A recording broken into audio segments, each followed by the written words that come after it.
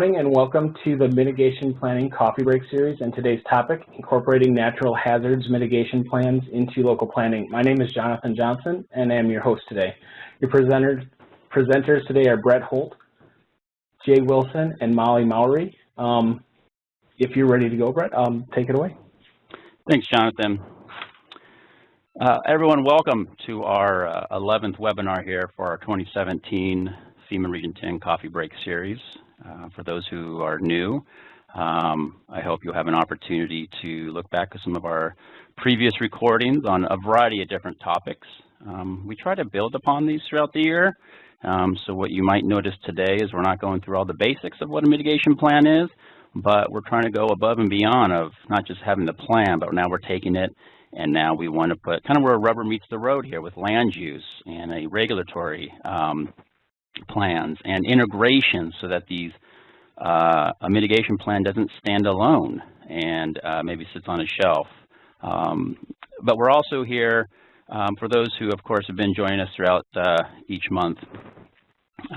Hope you'll see how we've been building upon, and as you learned a little bit about the risk assessment last May, we're going to see how we can take part of that risk assessment today and how we might integrate that with some of our other local plans. As we talked back in February when we were developing the planning team, we're going to be addressing that today because there's a critical part about who's on your team here that makes it possible for this integration to occur at the local level.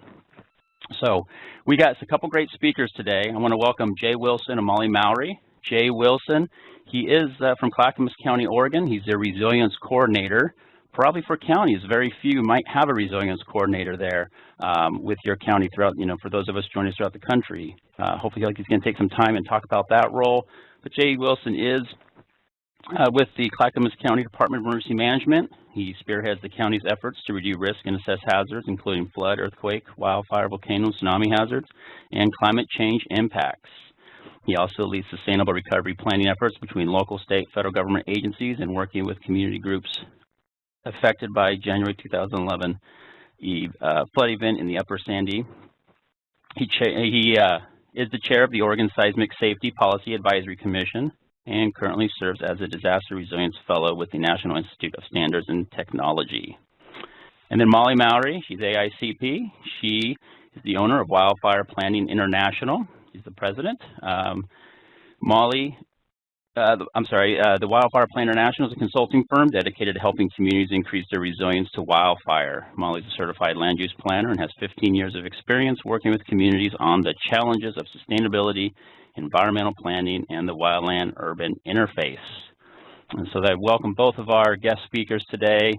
Wealth of experience. Molly is going to be really focusing on the wildfire integration and how that has some of her experience with mitigation plan, the community wildfire protection plan, and the other local plans and how that integration's looked, what that process is. And of course, Jay's going to be speaking about his experience with Clackamas County. So why are we talking about this today? Integration of natural hazard mitigation plan into local planning. Local plans such as the comprehensive plan, economic development plan, and transportation plan do establish policies that are intended to guide a community's day-to-day land use decision and capital facilities expenditures. The policies have major impact on whether people and property are exposed to natural hazards, as well as the extent to which they are vulnerable to injury and damage. Therefore, it is imperative that these policies are based on the best available hazard data, including the nature of local hazards, the vulnerability of people and property, and the potential destruction that can be caused by these hazards. And that's where that mitigation plan comes through, or even your community wildfire protection plan. What is in those plans that we can be looking at in terms of the risk, in terms of our capabilities, that then can be integrated into local plans. So I hope you'll be able to learn, through this webinar, identify the role of the community planner in integration. We're going to look at how to strengthen those connections between mitigation and the goals of other local plans.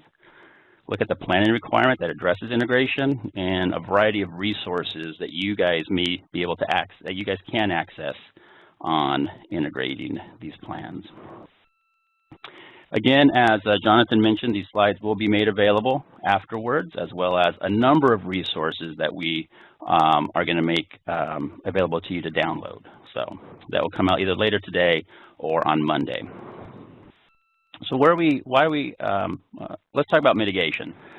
throughout this series, we've been trying to emphasize that it's not our work here in the natural hazard mitigation planning world. It's about long-term risk reduction. And mitigation is the reduction or elimination of long-term risks to human life and property from hazards. We're doing a lot in pre-disaster, but even in the recovery efforts when we do have an event occur, such as what you're experiencing down in Florida, what they're doing in Texas, even Idaho has 5 open disasters right now. We have recovery going on. That is a great opportunity then to mitigate the risk and for communities to rethink of how they'll rebuild. And so I want to keep that in mind because I think the land use piece comes in it's very important here as we think about long-term risk reduction. Let's try to keep people out of harm's way in the first place before we rebuild or we're building. And then of course, as we're rebuilding, we've got opportunities to move them out. It's not easy. This isn't easy stuff here. There's no doubt about it. It's hard because we're talking regulations. We are talking about land use, where people live. And so this isn't easy work, but hopefully through this process, the mitigation planning process, it's an opportunity to start to get the buy-in from the community, elected officials, to say, what are those options for us? How are we going to start to truly own our risk and then make these decisions perhaps through these different local policies? So as I was saying, there's a critical connection between how you design your community and where those impacts are. And as we start to recognize this, that connection, planners can help mitigate the negative effects of the natural hazards and improve resilience. Then it's through zoning, building codes, land use planning. The planner becomes a critical part here. This isn't, we've already built out in this, like this photo here, we're built out. Perhaps, this is an area that does get flooded, but it's something that, you look at this and say, are we getting impacted?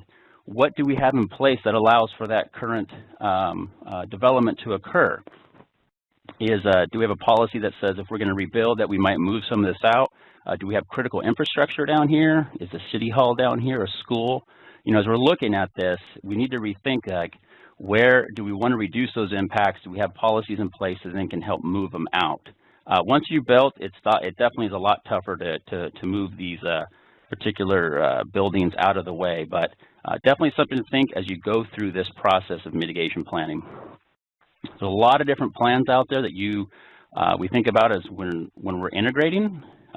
Things that address conservation, natural resources, those that are addressing our public facilities and transportation, housing, historic preservation, economic development, so on and so forth. And it's looking at these plans and the integration is kind of what we're talking about today.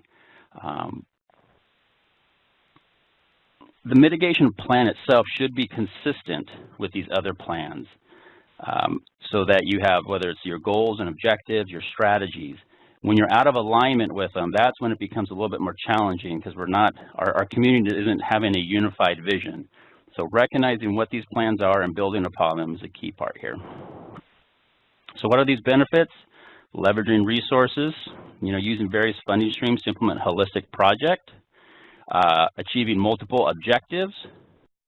You have objectives that are, being identified in these other various local plans as well as what you're also identifying in your mitigation plan. So we're trying to work together, and one project or two, these projects can help achieve different objectives, such as maybe helping to reduce flood risk by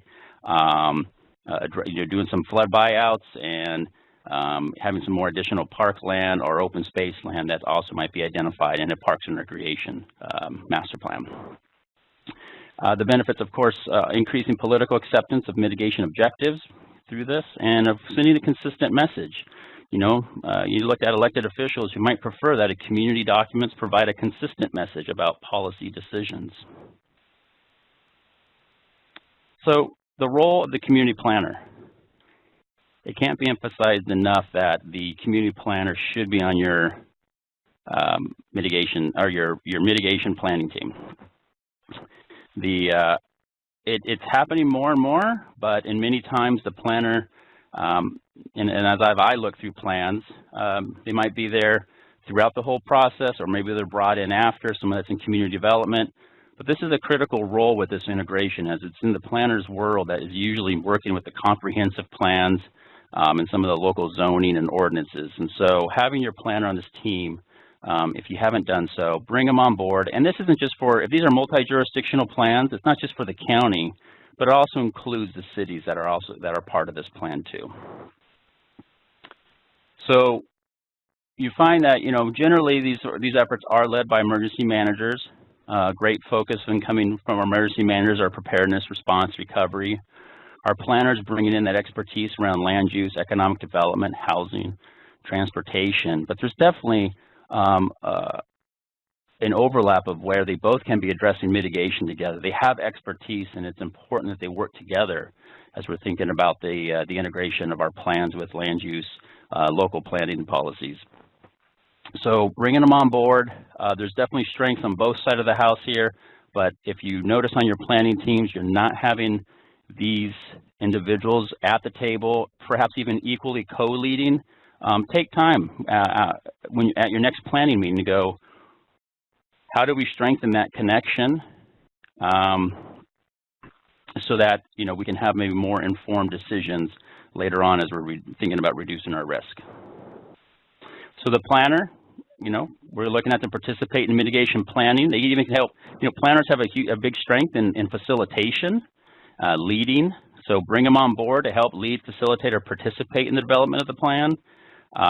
They're there in terms of the mitigation piece and actually developing our strategies and implement them.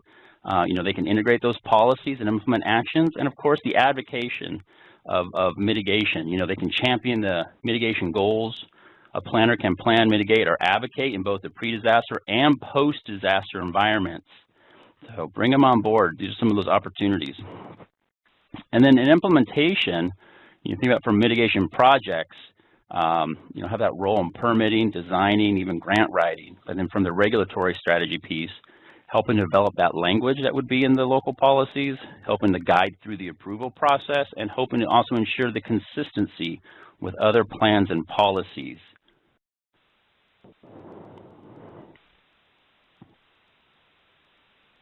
So let's take a look at the Natural Hazards Mitigation Plan. What's in this plan that we should be thinking about that would integrate with some of our local plans, specifically even our comprehensive plan? So the purpose of mitigation planning process is to identify the policies and actions that will permanently reduce risk of damage and loss. It's helped to improve the welfare of people in their communities, to enhance the ability of communities to recover from disasters, and help establish the partnerships for community resilience. So that's a high level of what we're trying to do through this planning process. Every community will have their own, of course, goals and what they're trying to achieve through this.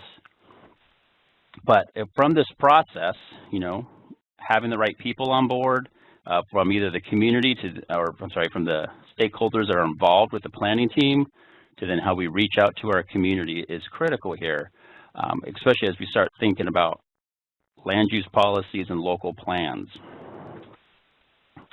So in our plans, one of the things we should first take a look at is the goals. What are the goals of the mitigation plan? This is an example from Deschutes County, Oregon, over in Eastern Oregon. And, if you're looking in your plan and you see goals here, one of the things I would take a look at from your goals is, okay, let me take a look in our local comprehensive plan or our transportation plan and start seeing the relationship between the goals of these planning efforts. Because you recognize if they're in alignment, that's a win right there. But when you start recognizing that perhaps you notice some plans aren't in alignment, either they're not saying the same thing or perhaps they're not addressing other hazards, this is where you might want to see some of these, start seeing the connections build. And this is at the high level, of course, here. We're not even getting to the details yet. But first off, you should do in your mitigation plan through this efforts, take a look at the goals and see if there's some efforts in here that could be or some of the goals can be integrated in some of these local plans. Another one I'd look at is the capability assessment. All plans are required to have a capability assessment for all participating communities. So whether you got counties, cities, special districts, school districts, they all have a capability assessment. So looking through here is important. It's not just what do you have, but it's also what you might not have in terms of a building code or a zoning ordinance. Do you have a wildland urban interface code, a WUI code, a comprehensive plan? Does that exist?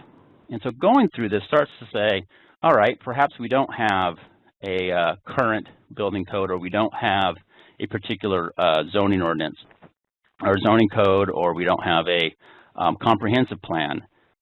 That becomes a part then in your strategies that you might want to start to address, either strengthening or developing those particular elements that address risk reduction. But look in the capability assessments, see where you're at, see what you do have. You got a comprehensive plan? Great. You got a Parks and Rec plan? Great. Now let's start looking in those plans to see how we might integrate. But this becomes a big critical part here of how these are going to integrate. And that's doing a proper capability assessment. It's not just also what you have, but what's in those particular plans.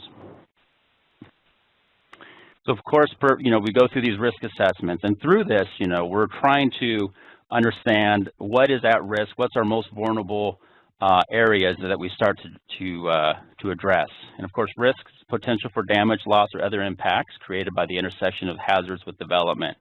Based on your location, where are we building? How are we building? Construction, site design, are we elevating? Is it where, how are the slopes? And of course, the infrastructure of what's actually being put there. So through that, in your hazard mitigation plan, you're going to start to identify certain areas. This is an example from Cordova, Alaska. We got some maps here.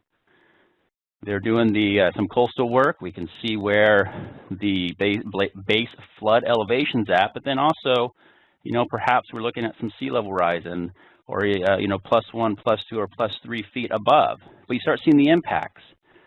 As you're looking at these maps from a planner perspective, start thinking about, okay, where's my hazardous areas? And then start thinking about what do we have in place from perhaps in our comprehensive plan or the zoning to say, how are we addressing that? What are we doing with this? Do we just allow this to continue? Do we have something in place to either build stronger, to move people out of the area? So use this, this is just one particular example. But, when you're in the plan, start looking at the maps. And if your maps aren't telling you the story, then perhaps through the mitigation planning process, start thinking about what you should be doing with some of the information, or thinking about some of the maps or assessments you should be doing to help tell that story, so you can then develop local policies. This is another one, City of Orting, Washington. They're looking at landslide hazard area. A little less detail than we saw in the other one, but nonetheless, it's telling you where the slopes are at. And again, taking information like this, looking at what you're currently doing in your comprehensive plans, zoning maps, and say, hey, how are we actually zoned in these areas? Are we allowing infrastructure to come in? Are we allowing our homes to be built here? And the key part here, of course, then, is in the mitigation plans, you're addressing your vulnerability through, or you identify a vulnerability through the development of these problem or issue statements. And these are some examples. But if you were going to go through and you're looking at your maps and you go to that assessment and you start seeing, for example, the school's in a low-lying area that's flooded frequently, first thing, of course, is you want to get the school out or do something to minimize that risk. Perhaps there's something upstream you can do. I mean, it doesn't have to be remove the entire school. But the other thing would be is, why did we allow the school to be built there? Do we have policies in place that put the school there? Or the treatment plant in the next one? What is allowing that to occur? Now, I realize it could be grandfathered in, things that have been just built that way, but you're also taking a look at the comprehensive plans, your ordinances say, are we allowing this to occur? And if we are, then let's take a look at what these local plans are, these regulatory plans that then might keep this out of the way. So looking in your mitigation plan, look at your vulnerabilities. And by the way, if your plan's not getting to this level of detail to understand the vulnerabilities, that's going to make this more of a challenge for you to then actually properly address some of this through your local regulations. So take the time through the planning process to get to this detail so that then you can help make more informed decisions. All right, so the key link, I feel, is actually one of our requirements that it's part of when you're developing a plan. It's what we call it's in element C6, What we ask in a plan is, does the mitigation plan describe a process by which local governments will integrate the requirements of the mitigation plan into other planning mechanisms, such as a comprehensive or capital improvement plans when appropriate? So planning mechanisms, means governance structures that are used to manage local land use development and community decision making. So this part of the plan varies when we've seen it. Sometimes it's a list of here's the plan and here's what's in the, or let's say the comprehensive plan or a local transportation plan, and it says here's how the plan addresses hazards, and it might be a short few sentences, but there's more detail that can be put here in terms of the actual analysis of going actually into those local plans to see what's in them and where those gaps are at. And I'll show you an example here in a minute.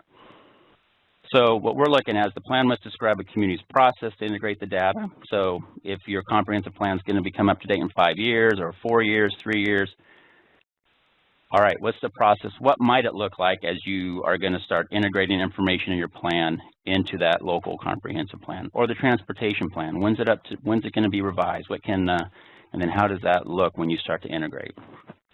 We're emphasizing in part C here, multi-jurisdictional plan. So it's not the county only that's doing this. We're looking at everyone that's participating to address this element. And then for D and E, these are about plan updates to say, did you actually incorporate it? As you had mentioned in the previous plan, did you actually do that particular, incorporate elements from the mitigation plan into these other local plans? I want to show you an example here from Canyon County, and within that was Canyon County, Idaho. It was a multi-jurisdictional plan. And I just pulled out a few things from the plan that I thought this is one of the more detailed analysis that I've seen in a mitigation plan. So they went through the local comprehensive plan, and then they started obviously looking at their mitigation plan. And by every jurisdiction that was participating, they would start to say, hey, this is what we see in the comprehensive plan. Here's how you can change it. And so here's an example. One of the implementation actions in the hazardous area section of the plan is to create a countywide drainage plan. During the risk assessment and public outreach process of the mitigation plan effort, it was discovered that there are many drainage areas owned by drainage districts which are causing repeated damage to residents. Many of these districts are not currently active, and maintenance of the drainage infrastructure is not being conducted. A countywide program to address this issue would be supportive of both goals of these plans. They said Section 10 of this is the comprehensive plan states there are no specific hazards in the community or areas in the community that are considered hazardous. Well, this finding is similar to the hazard analysis completed on the community, with one notable exception of 2 hazardous chemical sites, one in the city and one just outside the city, both of which would impact the city should there be a release. There are no goals outlined in Section 10 of the comprehensive plan which are focused on the control. It is recommended that the risk assessment completed as part of the Canyon County multi-jurisdictional mitigation plan for the city be added to the comprehensive plan. And the last one I'll just emphasize here is just a description and discussion of the hazardous areas found in Chapter 7 of the comp plan. And they go through to talk about the hazards identified in the chapter include the earthquake, avalanche, snow slides. The risk analysis conducted as part of Canyon County mitigation plan indicates that there are no risks to the city of Greenleaf to avalanches or snow slides. So they're saying references to these 2 hazards should be removed from the hazardous areas chapter. So they went through, the point here is they've actually gone through, and you can start to see where this occurs. There's some good detail that as the next update comes for that comprehensive plan, you can kind of see where that integration is happening. And I'll tell you from personal experience, this level of detail is not generally in our plans, but it's strongly encouraged. So 3 opportunities you can look at with integration. If you're just that number 1, the integration of background information on natural hazards, including the history of past events and potential impacts. Another one is through the integration, involve key community officials who understand the comprehensive and hazard mitigation policies, as well as their contacts in local government decision making. And a third one is just through the integrations through coordinated plan reviews and updates. Develop a method to coordinate revisions and updates of the natural hazard mitigation and comprehensive plans. So we talked about the comprehensive plan, and it represents that larger framework of community planning decision making. Let me just kind of move over into this integration and what it starts to look like from different elements here. I'm going to highlight some of these before we turn it over to Molly Mowry. There's a lot of different elements that might be in a comprehensive plan, but you can also see not just the comprehensive plan, just think about the plans in general. If you have a transportation plan, one that might address housing, or one that's address historic preservation, these elements or questions you should be asking isn't just about the comprehensive plan, even though that's what I'm focusing on right now. It can also be how you just address it through your other planning efforts. So in terms of future land use, a couple questions. If you're looking at this element, here's some questions you should be asking yourself. Does the future land use map clearly identify natural hazard areas? Do the land use policies discourage development or redevelopment within natural hazard areas? So you go through, if they're not, and you're thinking about, well, what are some elements I should be including in terms of future land use? These are a few examples here. Analyze hazard exposure and vulnerability as part of the development of future land use maps and policies. Identify hazard areas and include policies to establish standards to control development, reduce vulnerability, and so a couple others here. But I want you to kind of take a look at this, and I've got a few slides here to kind of what are some questions we should be asking, and then what are some things that we should actually be integrating into that local land use policies. In terms of the environment, do environmental policies maintain and restore protective ecosystems? And if there's opportunities to help, think about how we integrate in terms of the environmental element, a couple mitigation goals like floodplain management with clean air and clean water goals. Designate critical and sensitive areas to focus planning for specific areas that have an especially high priority for protection of natural features. Establish good floodplain management practices that protect endangered species habitat, as well as help reduce and prevent flood damage. And link the goals and objectives of watershed management with hazard mitigation efforts. So a couple examples of how you might be addressing that in the environment element of your comprehensive plan. And for conservation or natural resources, do your land use policies discourage development or redevelopment within natural hazard areas? So some elements you might think of adding into, or policies that you might think of adding into your comprehensive plan. Protect and restore natural protective features such as floodplains, wetland, marshes, and dunes. Limit development in flood-prone areas. Conserve natural woodlands without development to reduce building exposure to wildfires.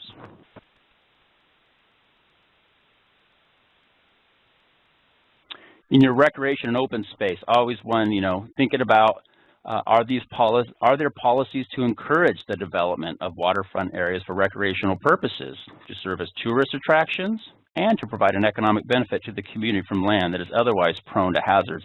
There's a few multiple community objectives going on here as you think about this. You have obviously the economic side, you're thinking about recreation, you're also then looking at addressing reducing the hazard risk. So does your comprehensive plan, do your local parks and open space plans address this? So question, or some of the things you might look at if you want to address risk reduction would be convert vulnerable floodplains, steep slopes in areas vulnerable to wildfire or other hazards into open space or recreation areas. Another one would be use natural hazard mitigation objectives to protect and provide public access to areas that are also deemed potentially hazardous for development, such as riverfronts and beaches, to guide land acquisition choices for open space. So a couple ideas to think about with your recreation open space element.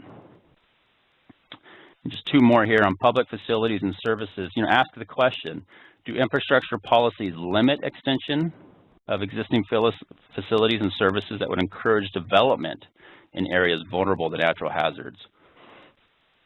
So and this is going back a little bit earlier when we were looking at maps and where were we putting our critical infrastructure, not just new, but existing, where is it at? So do we have, if we continue to build in areas that are hazardous, perhaps we want to come back and rethink, why are we allowing for this? Do we have a policy in place that would help change that? So include policies that limit public expenditure for infrastructure and public facilities in high hazard areas. Use capital improvement policies to steer development away from hazardous areas. The last one, locate other major public facilities in safe areas to double as emergency shelters. So also thinking about that perhaps that in the response phase or even that recovery, where we put in our shelters there. And transportation. A couple questions as you're looking through and you're doing that analysis, evaluating of your local comprehensive plan or some of your other planning, local plans out there around transportation. Are highways and local streets designed with capacity to accommodate community-wide evacuations? And are movement systems designed to function under disaster conditions? So something you might, if they're not, some of the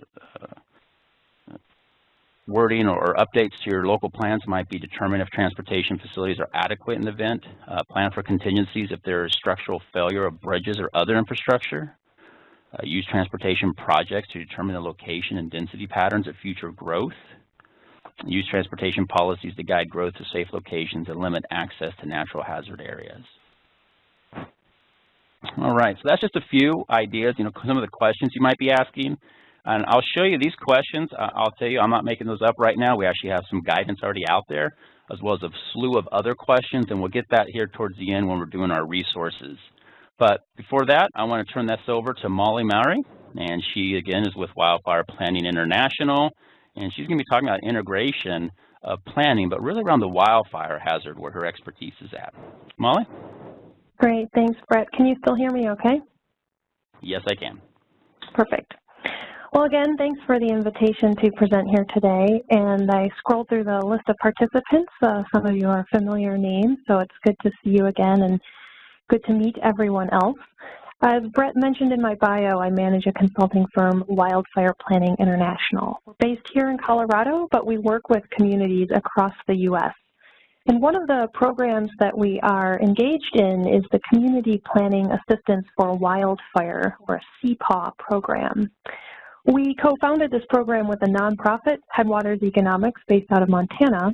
And through the Community Planning Assistance for Wildfire program, we're able to offer free technical WUI planning services, I should say wildland urban interface, wildfire planning services to communities. And that is thanks to funding from the U.S. Forest Service and private foundations. So I'm going to draw on some of these CPAW program examples today. The focus is on wildfire, but I think that many of these planning principles apply to other hazards. Next slide, please. So when it comes to wildfire, I want to focus this discussion on three common community-based plans that we are heavily engaged in when we go through our planning process with communities.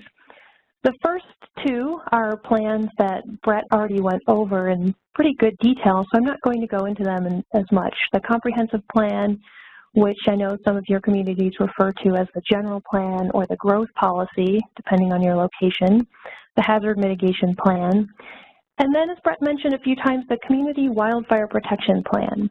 And for those of you that aren't familiar with this, it's a plan focused specifically on identifying and addressing the local threat of wildfire. So it determines through the plan what's at risk and what is a roadmap for how to address that risk. Not all communities have one. It's not necessarily required. Some states that we work in do have plans or programs to require them, or work with counties across their state, but by and large it is not a required plan. And it can be a different scale. So we'll get into that in a little bit more detail here. But first, if you go to the next slide, Brett, I wanted to talk about some of the aspects of having these three plans. So when we go into communities and we start reviewing their documents and working with, ultimately what can they do to improve it, we review the comprehensive plan, the community wildfire protection plan, and the hazard mitigation plan. And on the one hand, it's really nice for us as we're talking to communities to have these three plans at our disposal. They can all talk about and refer to wildfire in different ways. They support safe community planning. They address wildfire at different scales and can engage different stakeholders in the public. So there's a lot of good reasons and exciting reasons that these plans exist. Let's go to the next slide, though, Brett. There are also a lot of potential pitfalls that we run into, and I think this is best summarized by the image here. Is the right hand talking to the left hand. So in other words, when we go in and work with communities, we find there could be a lot of potential overlap among these plans. Or sometimes the process is really disjointed, and maybe, myself as a consultant can be part of the problem. Communities hire different consultants to do different plan updates, and those consultants don't have the benefit of talking to each other. Plus, the timing is generally different. These plans are sometimes going to be updated at different times, different information is available at different times, there's different stakeholders engaged in the plan updates. So all of this can lead to different outcomes. And some of the outcomes we see there are different definitions, even for the wildland-urban interface, for example, or different risk assessments depending on which plan assessed wildfire at what time and what sources they used. And I'm sure many of you have encountered some of these challenges as well. The other problem that I wanted to mention is that when we go in and talk to different stakeholders about what kind of planning they've incorporated into their community wildfire protection plan, often the answer is, well, yes, we've incorporated lots of planning. And so we have to be clear what kind of planning we're talking about. In this case, land use planning and community development planning, because there are many other forms of planning. And I think sometimes, I'm at fault of using this word planning very generally and sometimes just adding that specificity. And no, we're really focused on this community development piece. So if you could go to the next slide, please, Brett. Our goal is really to find that sweet spot. Where do these plans, where do they each contain appropriate information to support wildfire planning, but don't necessarily duplicate one another or not connect at all? So how do we get there? I wanted to offer, if you could go to the next slide, please. I wanted to offer a few simple solutions. I say simple because they're not complicated, but I think they're often somewhat overlooked in the process. And the first one is simply to pick the lead plan. Where is the bulk of the wildfire information going to go, especially the specific detail about it? And so I recommend in our work putting that information in the community wildfire protection plan. If a community doesn't have one, that's okay. Often then it will go to the hazard mitigation plan, and we'll talk a little bit about how those two plans can be very much connected in a formal way. But, the first recommendation is if there's a community wildfire protection plan available at the appropriate scale, in other words, if you're working with a county or you're in a county, and that would be the scale that the CWPP should exist. These are a lot of typical sections that can be found and should be found in a community wildfire protection plan. Again, you'll see a lot of potential overlap with a hazard mitigation plan. So if you don't have a community wildfire protection plan, that's where, again, we make that recommendation. Pick that lead plan, one of the two, and then start to the integration process. So next slide, please.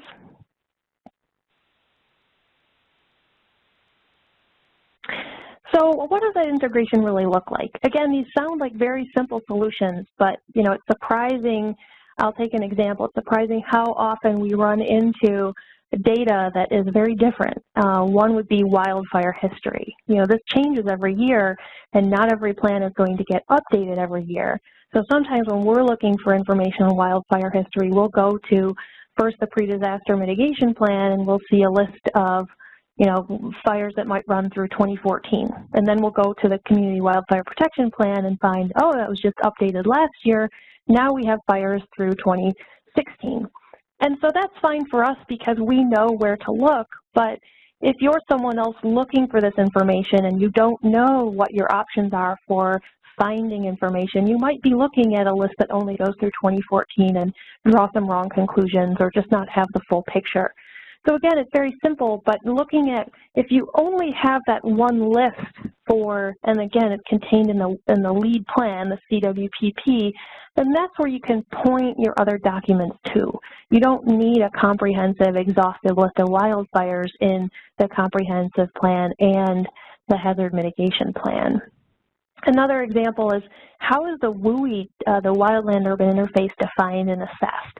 It becomes very confusing quickly when multiple documents define the wildland-urban interface in different ways.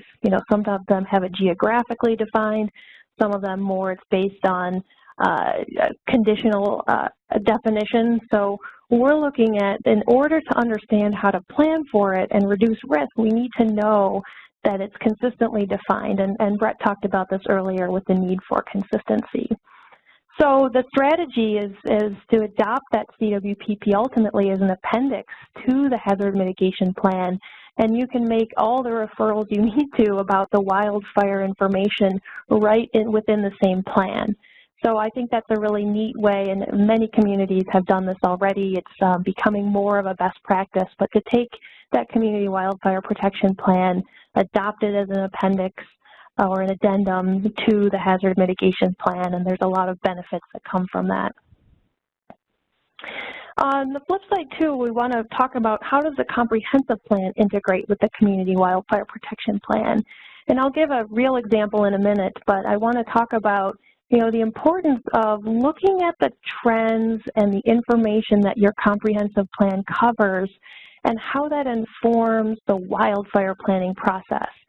So, for example, we don't need to repeat all of the demographic information that's in a comprehensive plan, but we care about the trends, how much growth is anticipated and where. So tying it back to that comprehensive plan means you don't have to spend time on the detailed facts in the community wildfire protection plan, but you can cross-reference the data and pull out the key themes. And finally, Brett, if you could fast forward to the next slide, cast a wide net. This is something that I think also often gets overlooked.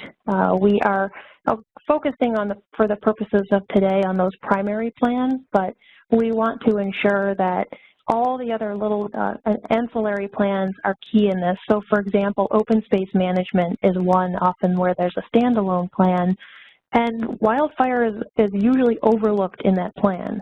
So how can we make connections among other plans that are important when we're talking about vegetation management in a community? Next slide, please. So I'll just go through two quick examples in the interest of time. I won't spend that much time on them, but I want to highlight.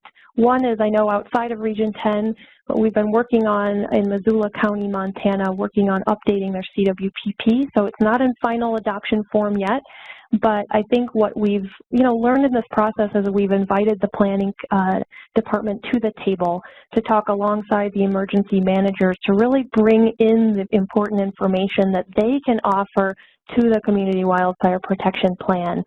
It's also been an interesting process because the county just adopted their pre-disaster mitigation plan, and so all three documents have actions, or all three documents will have actions associated with wildfire risk reduction. The growth policy has goals in it and objectives and actions. The pre-disaster mitigation plan has an action plan, and ultimately the CWPP will have an action plan. So our charge here is really to look at this puzzle and say, how do we make sure all three coincide and we don't just have three independent action plans talking about wildfire risk reduction? So again, we're looking at the CWPP as that primary collector and how to evaluate and look and break down the other actions into smaller pieces. Again, if you adopt the CWPP as part of the PDM, some of that challenge goes away. But what we've done with the CWPP right now is to bring in and literally reference, or I should say, name all of the actions that are listed elsewhere so they're contained in one central location. So we're kind of weaving a web of actions together in one plan. And the next slide. And then the other final example I just wanted to share is with the city of Wenatchee, Washington. They did a really great update to their urban area comprehensive plan last year, and they added in a number of wildfire goals. A couple key points here, because you can look up the policies online, but a couple key points is that they talk about wildfire both in good and bad terms, and I'm saying that, but for the sake of it, I'm saying that to say, highlight the benefits of wildfire too. It's not just about all of the bad things that wildfire might be associated with, but the important ecological role they play.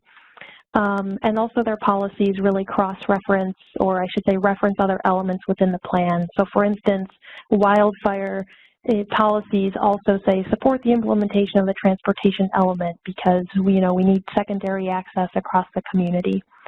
So there's a lot more great detail in that. I'd be really happy to share more, but I just want to make sure our next speaker has enough time. So Brett, if you could go forward with the benefits. I think you covered most of this already. Ultimately this is about risk reduction, but we want to make sure that we convey a number of other benefits to our stakeholders. Next slide just lists final website, the Community Planning Assistance for Wildfire that I mentioned earlier. And I saw we have a couple other folks from FEMA if you want to share in the chat box. There's a really great new land use planning for the WUI course coming out.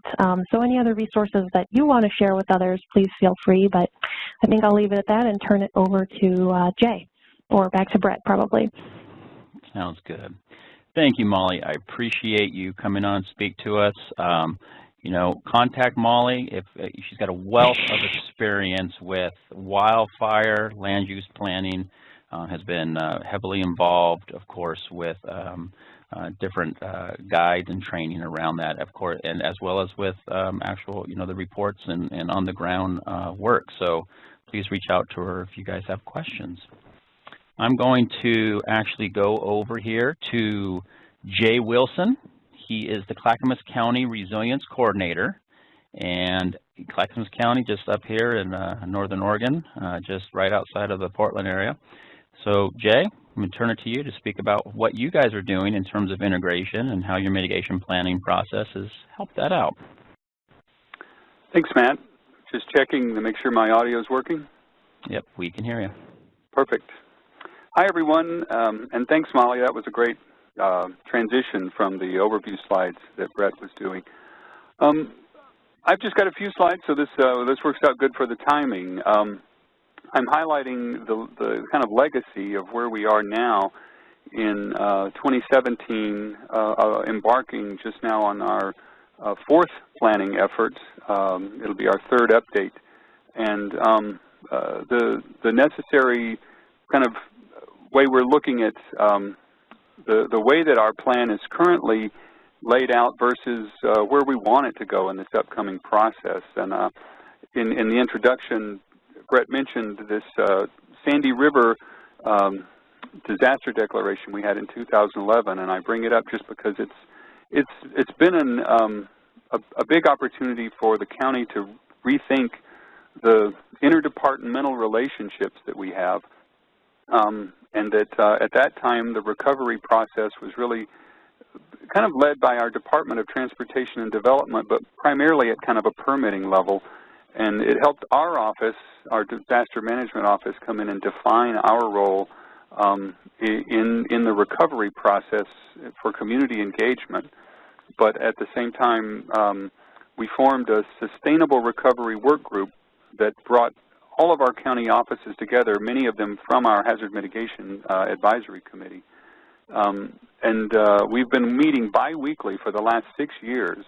And so we've had this intensive opportunity for looking at the emerging understanding of the hazards and the risk in that area, but also a level of collaboration in the county departments around how do we go forward and improve where we are, especially for implementation and long-term policy changes, and trying to use post-disaster mitigation to give us a recovery approach to go forward for the next flood disaster. So that whole process is what's informing our upcoming mitigation plan update. Next slide.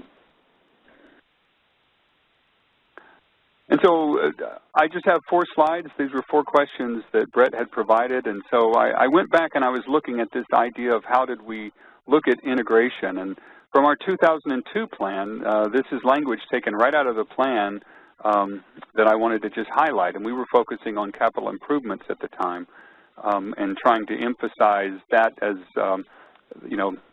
probably the best single opportunity of rolling mitigation standards and upgrades and policy directions that are implemented through our capital improvements. Next slide. And so looking at the next question about the process, I went back and I looked at the last two plans from 2007 and 2013. And the language in the plan in 07 was looking at these existing programs. And at that time, we were adopting a number of our metro regional governments, water quality and environmental protection and conservation and buffers, all of those coming into our comprehensive plan in a number of the sections and chapters that apply directly to the way we regulate development for the sake of improving environmental functions. And they're a key way that we've brought forward, the ideas in the mitigation plan to be implemented directly into the comprehensive plan. And so where we stand at this embarkation point with the 2013 plan, there was a question there about reviewing our updated checklist, and one was, is it being implemented through the existing mechanisms? And yes or no. And I think thinking critically, I would have to say probably not as well as it could or should be. And so this opportunity as we're taking our next planning effort forward is really to evaluate how can we directly address this issue around plan integration as we update our plan and kind of do a gap analysis of what have we done in the past 15 years and how can we improve on that going forward, especially through this lens of resilience, not just mitigation, but the long-term big picture approach with resilience. Next slide. And so on the next two points, 3 and 4, this is language directly provided by our planning department when I was asking them for their view on this. And I put these in there just as really a reference for everyone who's looking at the slides. But I was just going to talk a little bit about what they are. We have state land use planning goals in Oregon that serve us really well around the nature of how we implement them at the local level, for example, for hazards that we have to take into account when we're doing planning. And we do have the county does have a floodplain management district, and it has regulations about development within the special flood hazard areas. But in the case of the Sandy River flood disaster, we've got a new emerging hazard characterization for channel migration that is not something that's part of the FEMA 100-year floodplain.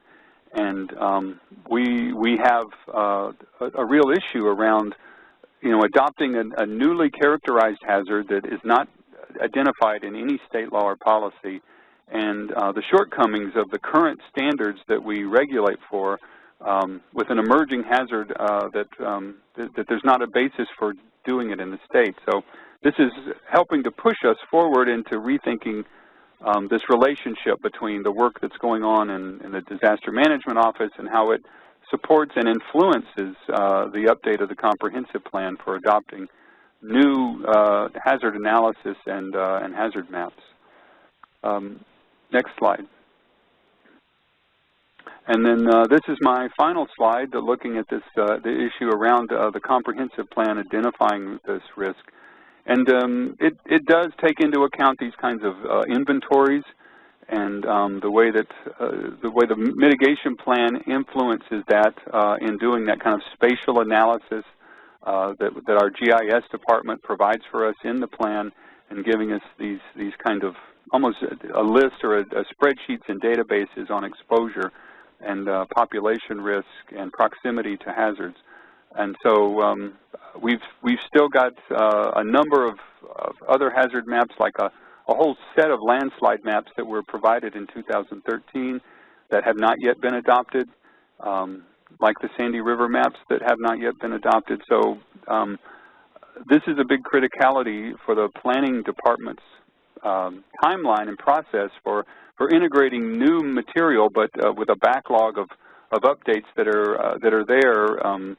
It's one of the areas where we can definitely say going forward in the plan, yes, we have this information, but it's all advisory and it's not yet been adopted. So therefore, we don't have a way of actually applying it into new regulations and plan considerations. So that's an important, critical understanding that we have in the Disaster Management Office when we're doing the mitigation plan update. So with that, and we're running out of time, I'll just turn it over. I just quickly want to emphasize, just in closing, this role of disaster management as we are, have come into our own in this recovery process, that for the sake of planning, that we really focus on this community engagement and emphasizing opportunities for mitigation rather than just focusing on the problems. And through this process, we're really trying to work in a way with community members and groups around transparency, helping them to take ownership, and certainly building and fostering this sense of trust between homeowners associations and community planning organizations and the greater county in terms of all of the interests as stakeholders. And that we try to advocate for them in terms of what is allowed and eligible in the FEMA grants and the FEMA planning process for the grants. And we've been led by this Association of State Floodplain Managers concept around no adverse impacts, and that's kind of a guiding light for us in kind of a legal and regulatory way of trying to navigate through how do we go in and make these hazard map adoptions and then regulations that can have huge impacts for people. So thank you for this opportunity. Jay, thank you very much just providing your insight, your experience there in Clackamas County. I know you've had a wealth of experience over the years just throughout the state of Oregon. And if you guys have questions, we have Jay's contact information that will go out afterwards, but feel free to reach out with Jay and Molly on their work. So I'm just going to wrap it up here with a few slides. What are those next steps? If you guys start thinking, all right, what should we be doing? Where's this next step for me to go? How should my mitigation plan, my community wildfire protection plan, and my comprehensive plan, how should they all be integrating? One thing we have in FEMA, we've got a few guidebooks out there that a tool, it's really built off the American Planning Association Safe Growth Audit. And in the back of this guidebook, and we'll have links that you guys will all get for this, but we have a tool back there that just starts listing the questions and how you might start ranking if you think your local plans are addressing risk reduction. And so this one's in the Region 10 version for integrating the local mitigation plan and comprehensive planning.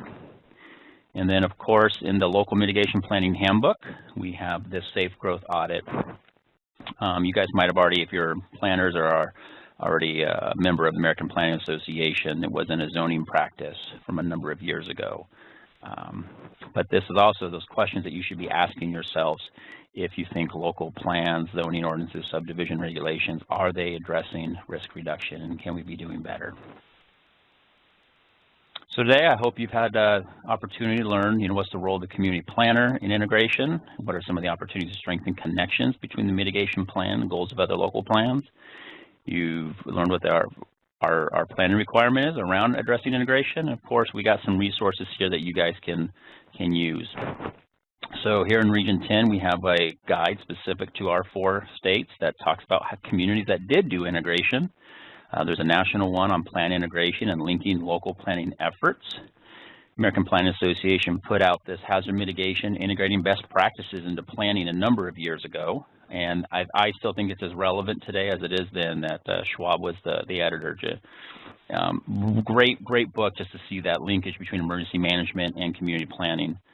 And we have the local mitigation planning handbook that has that resource in the back that we were mentioning of the safe growth audit. And then here for some of our states, Washington, and we'll have a link to this, they've got a guidebook on optional comprehensive plan element for natural hazard reduction. Oregon has the Oregon Technical Resource Guide, Planning for Natural Hazards. Idaho released just last year the Planning for Wildfire and the Wildland-Urban Interface. And then Colorado put out a really extensive site and guide reference book on planning for hazards, land use solutions for Colorado. That as you look through it, you can see there's elements that apply to other states there. Great examples that you can look at. So I'm going to open up our poll here. If you guys, I know a few of you have dropped off, but please take the time to let us know how we're doing here. We have one more webinar to go next month. We're going to be talking about linking that recovery and mitigation planning. Really hot topic today, especially national news as we've seen what's happening on in Puerto Rico, Florida, Texas. What are those things that we can be doing now in our steady state as we're developing a mitigation plan, we're thinking of pre-disaster recovery planning? Where are some of these linkages between these planning efforts occur? It doesn't happen a lot. You know, post-disaster recovery planning still, as far as communities addressing those, still up and coming. But I think a lot can be taken advantage of through the mitigation planning process. We're going to have Allison Boyd from Multnomah County Department of Community Services, Erica Lund from City of Seattle, and Tom Donnelly, a recovery planner here with FEMA Region 10 for our guest speakers. So with that, thank you for joining us today.